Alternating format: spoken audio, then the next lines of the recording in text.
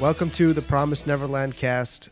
This week featuring a sick version of me and a kind of Pokemon version of Jig. Yeah. But we'll somehow make it through this. Episode 7 came out a few days ago, but I've been super sick since then, so we only got a chance to record now. First impressions of the episode. You want to start off with Jig? What were your first impressions? So from the last episode, I was really curious what would happen with Sister Crone, obviously, because they left off with that I was about to say thumbnail, that cliffhanger of her wanting to join up with the kids. And when we return on this episode, we sort of see a question mark partnership between them, but not really. Yeah. You know what I mean? So the episode starts off with her basically, solving the cliffhanger from last episode where she explains what the partnership is going to be, which is not really a partnership. It's just a way for her to catch these kids doing something that they shouldn't be doing. Mm-hmm. And now we have this weird addition of a sister to already all too many moving parts of people trying to catch people and people trying to outwit people. And now we have the sister who seems to be like the most naive of all the parties involved. And she's trying to make her part of the agreement work by taking over the house and becoming the mother. And there's actually a kind of a reveal at the very beginning of the episode where we find out that the sister is, in fact, one of the kids from before. Like she's Oh yeah. farmed livestock, which is something that we didn't know. And she said there are actually two ways for girls to survive in the house, or one way you can survive is by just saying that you want to become a mom, and to do that you need to get a recommendation from the mom of the house. So she like makes this unofficial offer that like, hey, I'll recommend you could survive that way if I become the mom of this house. But they find out very quickly that she doesn't really want them to survive. She just wants to catch them so she gets like praise from her higher ups. One of my favorite moments in the episode is the moment. This is something I'm still confused about because the moment where Norman and Norman and Emma go into her room and talk to her. They basically fake that they don't know about the tracking device, and she finds Yeah. out based on their body language. That was a really good part. Yeah, that was one of those that reminded me, since we've been talking about Death Note specifically with regards to this show, that reminded me specifically of that time when like Elle catches light in like a specific precinct in Japan or whatever from like everywhere in the world. Yeah, through the radio Yeah. broadcast. That was the It's one. like That's the something, first. yeah, you didn't even see it coming and then it just happens. Like she's like, why? So we already like, that's the show telling us that she's smarter than we think she is, and to Yeah. not expect her to just play dumb when things happen. Yeah, she even though she's like really eccentric, she's not stupid, basically. Yeah, we get this scene with Ray and Mom where we find out that Ray's got this camera, which is the way he plans to break the tracking devices. And also, we get some useful world information from the sister, which she doesn't know that much, but she knows enough that it is new information for us. So we find out that there are people outside the world who are on equal standing with the demons, but she doesn't know if there's like a larger society of humans. She just knows that there are other humans, and Yeah. she doesn't know how the demons came into the world, right? Hmm. She doesn't know why the system is the way that it is, which is kind of the important stuff that we would like to know.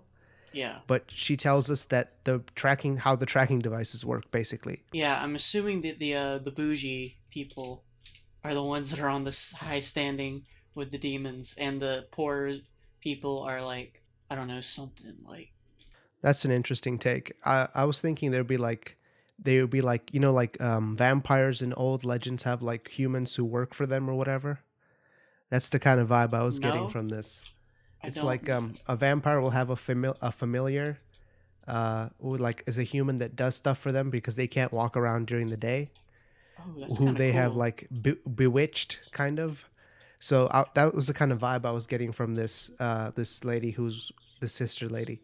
But I don't know like who the other people are or why they work for the demons. But I guess we'll find that out soon. Yeah, and that dude, I want more on that the Morse code dude. I think he might be a demon or someone working with the demons, but I don't know. Yeah, we didn't really get anything about the Morse code guy. Yeah. But we did get another scene with that little kid though. That little kid with the blue eyes. Yeah, he did show up. and he was like looking at something. Like he knows something, dude. Yeah, that kid is like sneakily everywhere. Where I something know. happens, he's always present. Yeah, that kid's important. He's gonna come into play later. Do I you, feel like he's going to turn out to be like a junior Norman or something, like a super smart kid who we have no reason why, no idea why he's so smart, but he's just like somehow has figured all this out and has been helping them out secretly, you know? yes, yeah, something. Do you think? Okay, do you think that this show or this, I guess, series, is gonna pull a Death Note and like have a point where the nature of it changes a lot and like the kids are growing up or something? Do you think that's gonna Uh, happen? I don't know though, because like kind of the whole like crux of the show is that there's like an intrinsic power balance difference between the kids and the adults, right? Like the kids are so physically helpless that they have to use their brains to survive. So if you time skip and make them grown up, then it kind of removes that. I feel like that would make the show worse. Yeah, it might. But that's, I mean, that is kind of what happened to Death Note. And by the way, like I know I've seen so many people compare this show to Death Note, and so many people rebelling against that, saying, "You it's not like Death Note." But I think the point is like the cultural significance that this is gonna have is probably on the level of Death Note. You know what I mean? That's Yeah, I don't know about that actually. We'll see whether the show gets like the kind of like word of mouth spread that Death Note got, because that's how I first saw Death Note. Is someone told me about it. I don't know how it was for you. Oh yeah, this girl let me have, or not have, but borrow her Death Note manga in fifth grade. That's literally how I got into manga and Yeah, anime. yeah, Literally exactly. by a girl, so girls like anime too. Okay. That was a weird stance to take that nobody was arguing against, but okay. I Uh, know.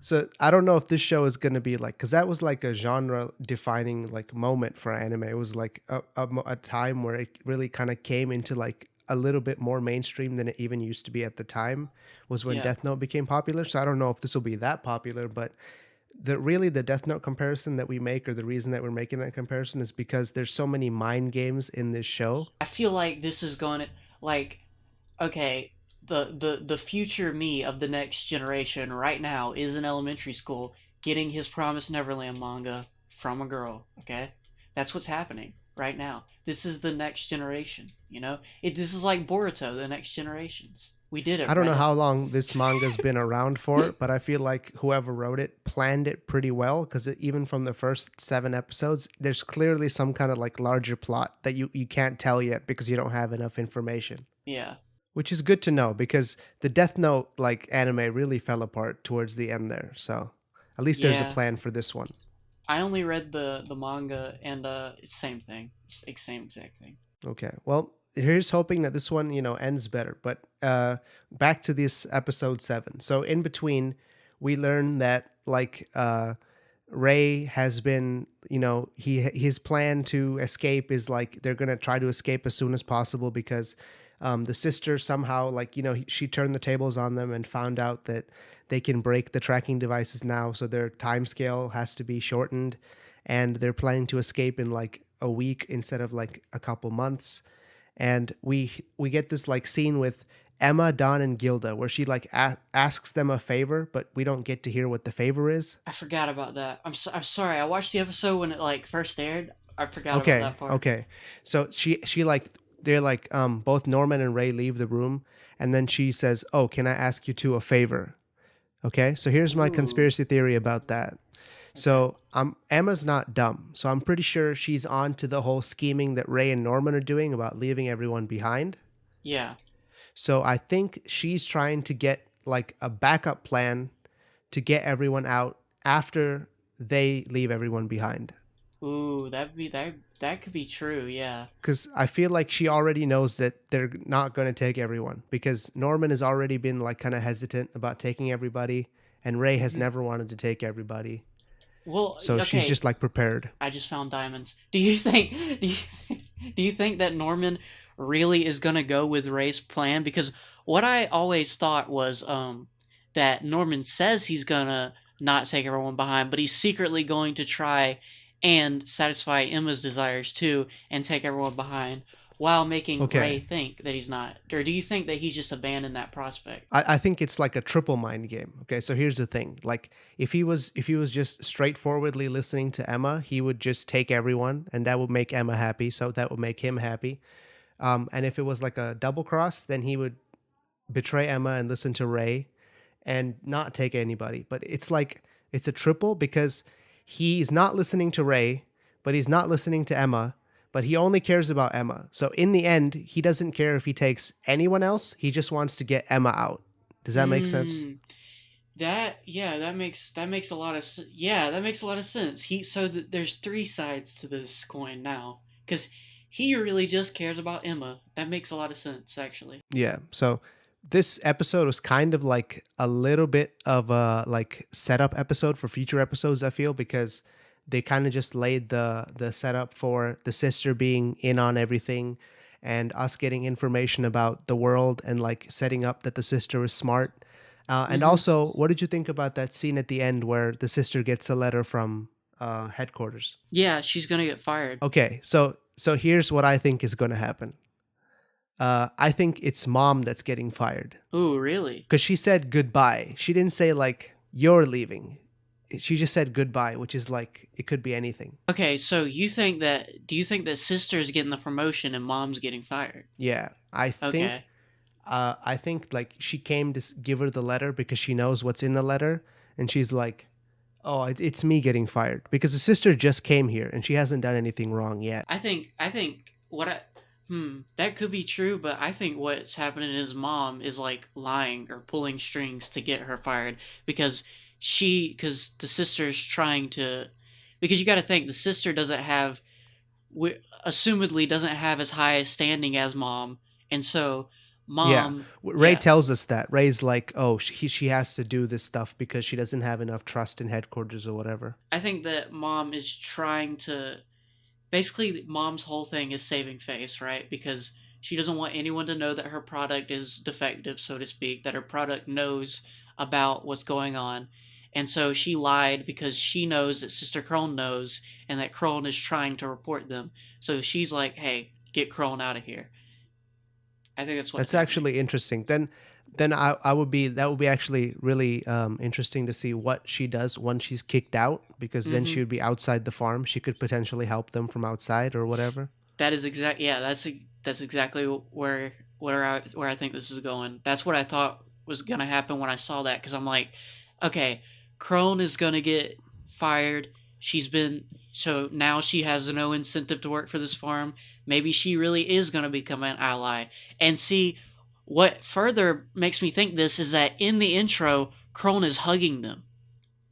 But In it's the a creepy hug though. It's kind of a Yeah, creepy hug. it's a creepy hug, but you could it could be like, okay, as the series goes on, we see that that intro had another meaning. Like maybe she becomes a good guy, We're Maybe. we're on episode 7 already, by the way. So do you think they're gonna escape this season or even attempt the first escape this season? Okay, so what either has to happen is their plans have to be foiled and some other thing has to go down with the farm or something, or they escape and or they escape like at the very end and season 2 is a completely different like show basically, and I don't think that's gonna happen. I think what's gonna happen is like season one's gonna end with maybe their escape happening, and then we don't know how it's gonna end up, and then season two is gonna happen, and we're gonna see that the escape fails, or we're gonna see that the escape fails at the end of season one. Yeah, I'm kind of hoping it's one of those two. Like, I want to actually see the escape take place because they've been planning it for so long now. Yeah.